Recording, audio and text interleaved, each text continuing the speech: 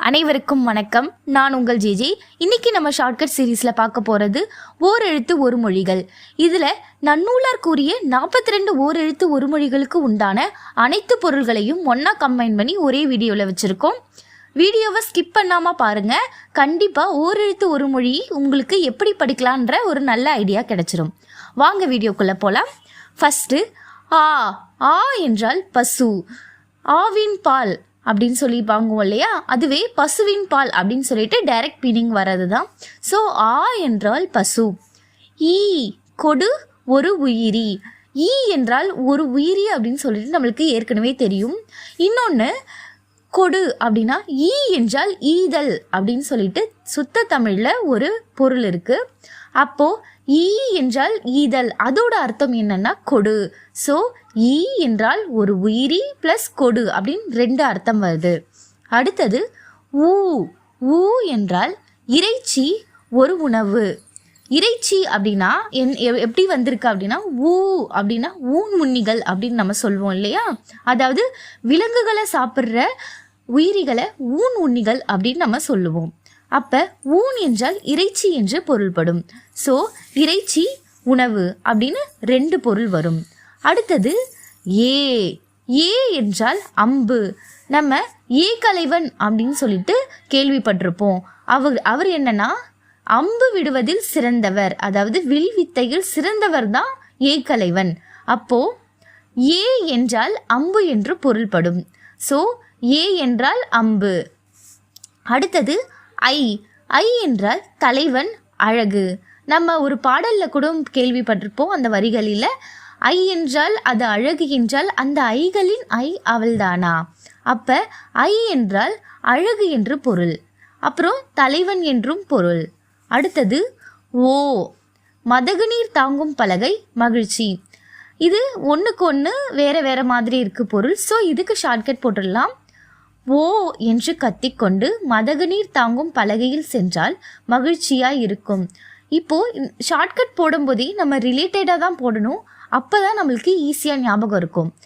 இப்போ மதகுநீர் தாங்கும் பலகை மகிழ்ச்சி 2க்கு மட்டும் ஷார்ட்கட் போட்டால் எதுக்கு போட்டோம் அப்படின்னு சொல்லிட்டு நம்மளுக்கு தெரியாமல் போயிடும். ஸோ இது ஒன்றுக்கு ஒன்று ஷார்ட்கட் போடும்போது ரிலேட்டடாக தான் போடணும். ஸோ ஓ என்று கத்திக்கொண்டு மதகுநீர் தாங்கும் பலகையில் சென்றால் மகிழ்ச்சியாய் இருக்கும். அடுத்தது கா. கா என்றால் சோலை காப்பாற்று பாரம் தாங்கும் கோல்.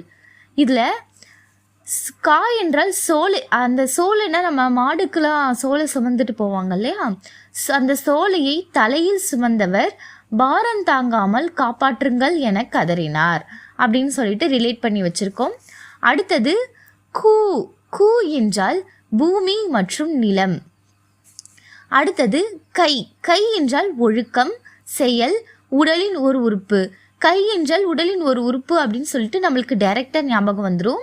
இதில் நமது கையால் ஒழுக்கமான செயல்கள் மட்டுமே செய்ய வேண்டும் அப்படின்னு சொல்லிட்டு ஷார்ட்கட் போட்டிருக்கோம். இதில் கை வந்துடுது, ஒழுக்கம் வந்துடுது, செயல் வந்துடுது. ஸோ ஒன்றுக்கு ஒன்று ரிலேட்டடாக வந்துடும். உடலின் ஒரு உறுப்பு நம்மளுக்கு ஆல்ரெடி தெரியும். ஸோ ஒழுக்கம் செயல், நமது கையால் ஒழுக்கமான செயல் மட்டுமே செய்ய வேண்டும். அடுத்தது கோ. கோ என்றால் அரசன் பெருமை தலைவன் மதில் பசு. இதில் அரசன் என்றானே நாட்டிற்கு தலைவன்னா அவரால் பெருமை மட்டும்தான் வரும். ப்ளஸ் அவர் பசுக்களையும் மக்களையும் எல்லாரையுமே பெரிய மதில் போட்டு பாதுகாக்கிறாரு அப்படின்னு சொல்லிட்டு இப்படி ஒரு ரிலேட்டடாக நம்ம ஞாபகம் வச்சுக்கலாம். அடுத்தது சா. சா என்றாலே அது டைரக்டாக சாதல் அப்படின்னு சொல்லிட்டு மீனிங் வரும். அதே தான் இறந்து போ சோர்தல் அப்படின்னு சொல்லலாம்.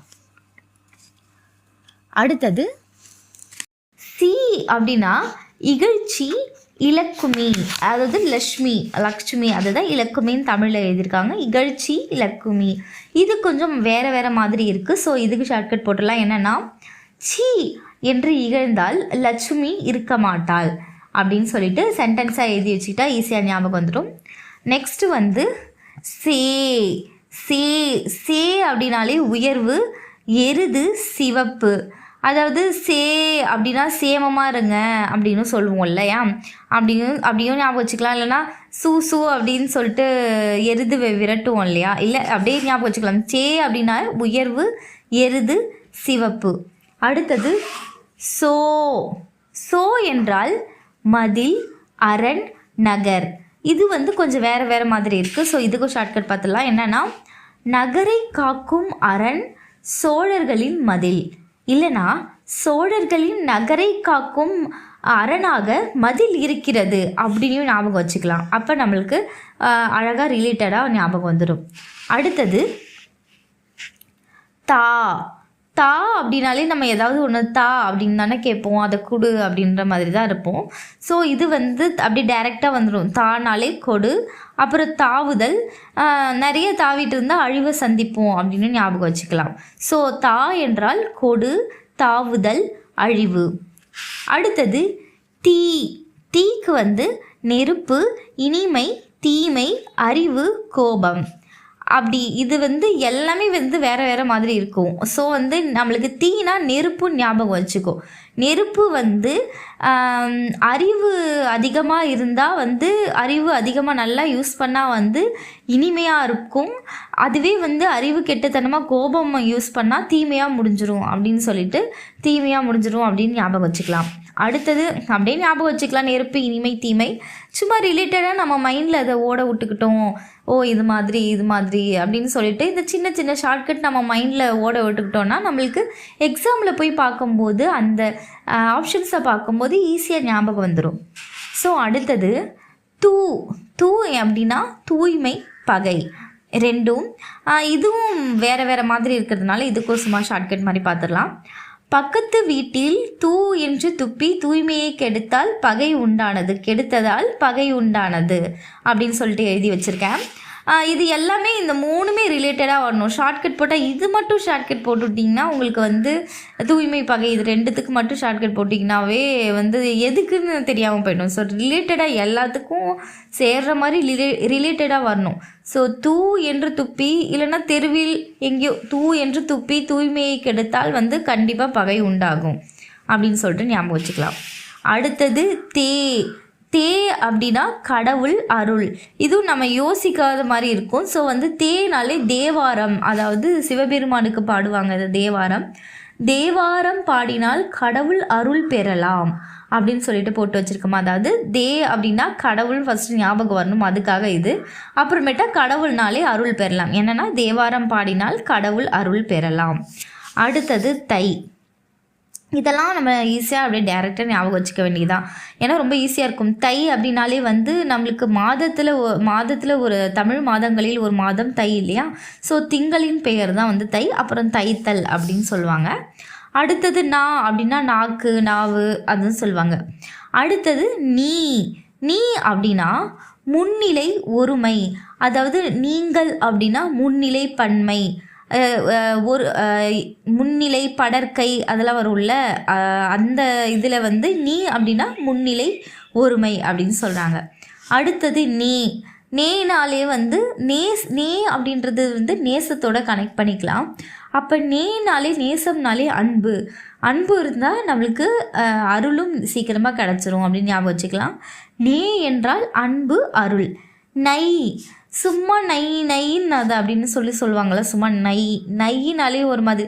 இங்கே இந்த நானா வரிசையிலே வந்து இந்த நை, நோ இது எல்லாமே வந்து ஒரு மாதிரி துன்பம், வருத்தம் இந்த மாதிரி தான் வரும். ஸோ நை அப்படின்னா இழிவு, வருத்தம், துன்பம். நோ அப்படின்னா வந்து வறுமை, துன்பம். நோக்கு நோய் அப்படியே வந்துடும். அந்த எழுத்துக்கு ஏற்ற ஒரு வார்த்தையாக நோய் அப்படின்னு சொல்லிட்டு வந்துடும். அடுத்தது பா. பா என்றால் பாடல், அழகு. பா அப்படியே டைரெக்டாகவே வந்துடும் இல்லையா. பா அப்படின்னா பாடல் அப்படின்ற மீனிங் வந்துடும். அடுத்தது வந்து பாடல்னாலே அழகு தான். அடுத்தது பூ. பூனாலே மலர் அப்படின்னு டைரக்ட் மீனிங்கில் வந்துடும். அடுத்தது வந்து இன்னொரு இது புவி. பூவை வந்து பூமின்னு சொல்லிட்டு புவியை சொல்வேன் இல்லையா, அதனால் பூவுக்கு வந்து மலர் மற்றும் புவி. அடுத்தது பே. பே என்றால் மேகம், அச்சம், நுரை அப்படின்னு சொல்லிட்டு 3 பொருள்களில் வருது. இது கொஞ்சம் வேறு மாதிரி இருக்கிறதுனால சும்மா ஷார்ட்கட் எழுதி வச்சுருக்கோம். பேய், மேகம், நுரையாய் பெய்ததால் அச்சம் உண்டானது அப்படின்னு சொல்லிட்டு போட்டிருக்கோம். பே, அதாவது இது எல்லாமே ரிலேட் பண்ணுற மாதிரி தான் ஷார்ட்கட் வரணும். பே, மேகம், நுரை நுரையாய் பெய்ததால் நுரை, அச்சம் உண்டானது. ஸோ பேக்கு மேகம், அச்சம், நுரை. அடுத்தது பை, இளமை, கொள்கலன். 2. இதில் பைந்தமிழ் அப்படின்னா பசுமையான தமிழ் அப்படின்னு சொல்லுவோம். இதுக்கு அர்த்தமே பசுமை அப்படின்றது மீன் பண்ணி தான் நம்ம பைந்தமிழ் அப்படிலாமே சொல்வோம். அப்போ பசுமைனா என்ன? இளமை தானே, அதோட டைரக்ட் மீனிங் தான் இங்கே கொடுத்துருக்காங்க. ஸோ பை அப்படின்னா இளமை, இன்னொன்று என்ன, நம்ம எல்லாத்தையும் எடுத்துகிட்டு போவோம் இல்லையா, அந்த பை. ஸோ கொள்கலன், பை, இளமை, கொள்கலன், இந்த 2 பொருள் இதுக்கு வருது. அடுத்தது போ, போனா செல், அவ்வளோதான். இதுக்கு ஒரே மீனிங் தான். அடுத்தது மா, நம்ம 6th புக்லேயே இருக்க ஒரு எழுத்து ஒரு மொழி. மரம், விலங்கு, பெரிய திருமகள், அழகு, அறிவு, அளவு, அழைத்தல், துகள், மேன்மை, வயல், வண்டு. இதுக்கு என்னன்னா பெரிய திருமகள் இருக்கா, அவள் அழகா, அறிவா, அளவா இருக்கா, அவள் வயலில் வண்டு பிடிக்க போகிறா, மரத்துக்கு பின்னாடி ஒரு விலங்கு இருக்குது, அதை பார்த்து பயந்து ஓடி வந்துடுறா அப்படின்னு சொல்லிட்டு. ஏன்னா இது நிறைய வார்த்தை இல்லையா, இது ஈஸியாக நம்ம ரிலேட் பண்ணி ஞாபகம் வச்சுக்கலாம். அடுத்தது மீ, மீ என்றால் வான். மீ, மீ அப்படின்னா வான், மேலே, உயர்ச்சி. மீனாலே நம்ம மீன் நுட்பம், மீ அப்படின்னாலே அதிகம் அப்படின்ற மாதிரி ஞாபகம் வச்சுக்கலாம். ஸோ வான், மேலே, உச்சி அப்படின்னு சொல்லிட்டு ஞாபகம் வச்சுக்கலாம். அடுத்தது இதெல்லாம் ஈஸியாக இருக்கும், அப்படியே டைரெக்டாக ஞாபகம் வச்சுக்கிற மாதிரி தான் இருக்கும். மூ என்றால் மூப்பு, 3. மூப்பு அப்படின்னா முதுமை அப்படின்னு பொருள் வரும். ஸோ மூணா மூப்பு, 3. மே அப்படின்னா அன்பு, மேம்பாடு. இது மேன்றது டைரெக்டாக அன்பு, மேம்பாடுக்கு பொருள் வந்துடும். அன்பு ஒரு பொருள் தருது. மை அப்படின்னா நம்மளுக்கு எழுதும் மை அப்படின்னு பார்த்துருப்போம் இல்லையா, அதுதான் டைரக்ட் பொருளை கொடுத்துருக்காங்க. மோ அப்படின்னா மோத்தல், மோத்தல்னா முகத்தல் அப்படின்னு சொல்லுவோம் இல்லையா, அந்த ஒரு மீனிங்கில் தான் டைரக்ட் மீனிங்கில் கொடுத்துருக்காங்க. அடுத்தது யா, யா என்றால் அகலம், ஒரு வகை மரம். இது நம்மளுக்கு குறுந்தொகையில் கொடுத்துருப்பாங்க. யா பொழித்தது, இது யானை அந்த யா மரத்தை பொழித்து பெண் யானையோட பசியை தீக்கிற அந்த ஒரு காட்சியை கொடுத்துருப்பாங்க. அதனால தான் அது யா என்றால் அகலம்தான் ஆக்சுவலாக பொருள். யா அப்படின்னாலே அது எழுத்தே ஒரு மாதிரி அகலமாக இருக்கிற மாதிரி இருக்குல்ல. ஸோ யானாலே அகலம், அப்புறம் ஒரு வகை மரம், அப்புறம் யாவை அப்படின்னு சொல்லிட்டு இருக்க ஒரு கேள்வி சொல். அடுத்தது வா, வா என்றால் அது நம்ம கூப்பிடுவோம்ல, வா, அழைத்தல், வருதல். இது டைரக்ட் மீனிங்காக தான் இருக்குது, அப்படியே ஞாபகம் வச்சுக்கலாம். அடுத்தது வி அப்படின்னா மலர், பறவை, கொள், விரும்புதல். நம்ம மலரோட 7 நிலைகளில் வியும் ஒன்று இல்லையா, ஸோ அதை வச்சு அப்படியும் ஞாபகம் வச்சுக்கலாம். அடுத்தது பறவை, கொள், விரும்புதல், இந்த பொருள்களையும் தருது. அடுத்தது வை, வை என்றால் புல், வைத்தல், வைக்கோல். இதில் நம்ம காஞ்ச புல், அதாவது காஞ்ச நெல் வைக்கோல் அப்படின்னு சொல்லிட்டு மாட்டுக்கு போடுவோம் இல்லையா, அந்த மாதிரி ஞாபகம் வச்சுக்கலாம். ஸோ வைத்தல், வைக்கோல் ரெண்டுமே டைரக்ட் மீனிங்கில் வந்துடுது. ஸோ வை என்றால் புல்லும் வரும், வைத்தல், வைக்கோல், இந்த 3 மீனிங்கும் வருது. அடுத்தது வவ், வவ் அப்படின்னா கவர். இது ஒன்றே ஒன்று தான், அப்படியே டைரெக்டாக ஞாபகம் வச்சுக்கலாம். அடுத்தது நோ, நோ என்றால் அந்த நோக்கு வர மாதிரி நோய் அப்படின்றது ஃபஸ்ட்டு இது வருது. அது ரிலேட்டடாக நோய் வந்தால் என்ன, வருத்தப்பட்டு துன்பப்படுவோம் இல்லையா. ஸோ நோய் அப்படின்னா நோ அப்படின்னா நோய், வருத்து, துன்பம். அடுத்தது தூ, தூ அப்படின்னா உன், அசைத்தல். இந்த நோ, தூ ரெண்டுமே குறில், குறில் ஓரெழுத்து ஒரு மொழிகளில் 2 மற்ற 40மே நெடில் ஓரெழுத்து ஒரு மொழிகள் 2 தான் நோ, தூ. இதில் தூக்கு உன், அசைத்தல் அப்படின்ற பொருள் வருது. இதில் நம்ம துண்ணு, சாப்பிட்றது துண்ணு அப்படி கூட சொல்லுவோம். ஸோ தூ அப்படின்னாலே உன், அது எப்படி சாப்பிடுவோம், அசைத்து சாப்பிடுவோம் இல்லையா, அப்படி கூட ஞாபகம் வச்சுக்கலாம். ஸோ இதுதான் 42 ஓரெழுத்து ஒரு மொழிக்கான ஸ்கூல் புக்கில் இருக்க சோர்ஸுங்க. இதுக்கான ஈஸியாக எப்படி ஞாபகம் வச்சுக்கலான்னு சொல்லிட்டு இந்த வீடியோவில் போட்டிருக்கோம். நாம் எந்தெந்த கண்டென்ட்டுக்கு ஷார்ட்கட் போடணுமோ அந்த கண்டென்ட்டுக்கு மட்டும் ஷார்ட்கட் போட்டிருக்கோம். ஸ்கூல் புக் ஃபுல்லாக ஷார்ட்கட் போட்டு படிக்க முடியாது. ஏன்னா பொருள் உணர்ந்து படிக்கிறது தான் ஒரு நல்ல வழிமுறையாக இருக்கும். ஸோ என்னென்ன இதுக்கு ஷார்ட்கட் போடணுமோ கண்டென்ட்டுக்கு அந்தந்த இதுக்கு ஷார்ட்கட் போட்டு நம்ம சேனலில் அப்லோட் பண்ணிகிட்ருக்கோம். மறக்காமல் பாருங்கள்.